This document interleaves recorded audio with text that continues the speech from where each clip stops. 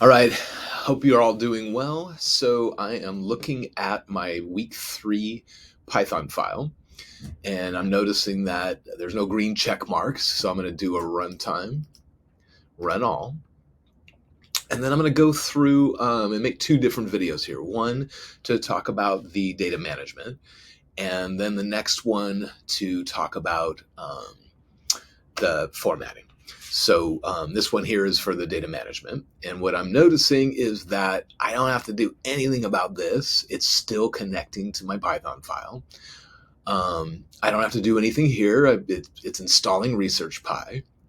But this line right here underneath import pandas and import ResearchPy, I've got to import NumPy. And I imported it as NP so that whenever I use the NumPy package, I just refer to it as NP. It's just a little bit quicker to type out. Okay, so here is loading the data set into Python, and so that's working. Excuse me. And then I already from before had my two categorical variables that I've created copies of with these more English readable kind of a name. I've done exactly that same thing for my two quantitative variables. And so now I have all four of my variables, my two categorical and my two quantitative, that I've got easier to remember and easier to read for sure variable names for these four things. So this frequency table for the categorical variable asthma and the categorical variable eyewear, those were kind of where we left off on the last video. So this was from week 2 that we did this. We're now about to start week 3. And the deal is that when I look into the actual code book, so I'm going over to where the code book is, over here, there it is, there's the PDF. And cool, it's loading. Let's see, that's runtime disconnected. Is this another version of this thing? Yeah, okay, I have two versions. Let me get rid of that and pull this closer to where I am. Okay, cool. So inside the code book, if I look for H4ID5F, which I've called asthma in Python, when I search for that, so Command F, paste, here it is. And what I'm seeing is that 0 means no, 1 means yes, and 6 means they refuse to answer this question. So when I'm analyzing it, I might want to make a chart that sort of shows that there's quite a few more no's, people that haven't been diagnosed with asthma, as opposed to the yeses. I'm going to want to see that visually, not just on a table, but on a graph, and analyze this stuff. I don't want the 6s to still be in there, because since they refuse to answer this question, I don't know if they have been diagnosed with asthma or not. They didn't tell me. They refused to tell me. So what I want to do is get rid of these 6s and turn them into not a number. And so the way that I do that is, as I look down here, it says DF asthma, that's my variable name, equals DF asthma, where I've replaced the 6s with not a number. Now I have to do NP dot not a number, because this nan thing, without the NP, Python doesn't understand what nan means, because nan is part of the NumPy package. But as long as I put np.nan, what it does is it goes through and it replaces my old variable with slightly adjusted version of all that data, where I've gotten rid of the 6s.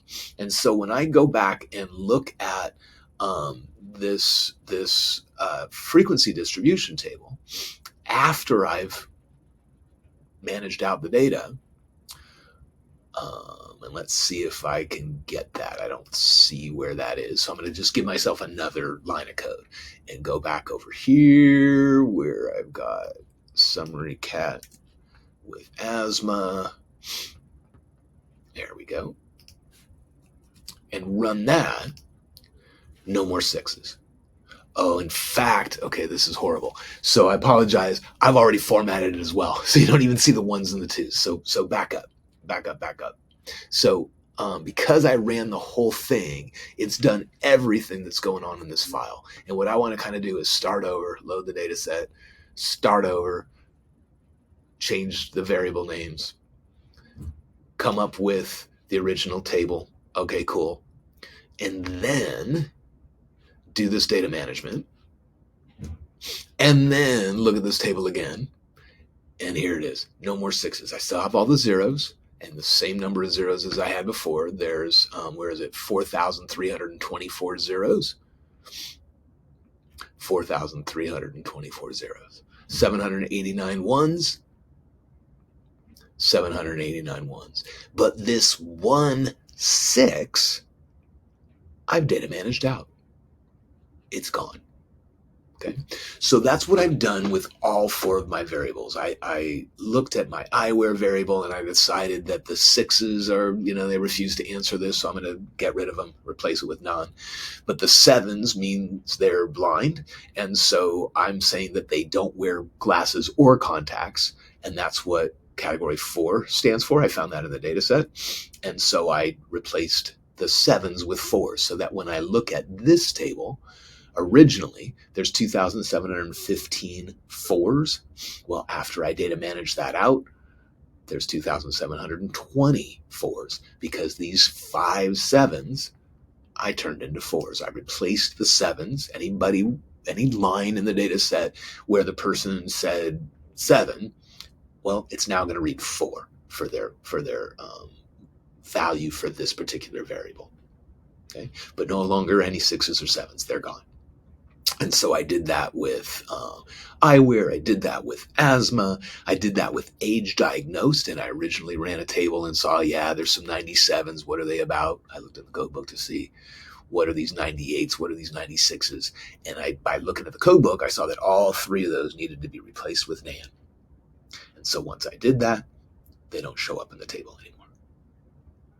I did that for all 4 of my variables. On the slide, though, you only need to have the 2 categorical variables showing up on your slide. Okay, so when I look at my slide for this particular thing, which is the missing data slide, I just have my categoricals. I have the code that I use to do the data management, and then the tables after I've done the data management. And that's it. All right, I'm going to stop this video and then make one for the formatting. I'll see you soon.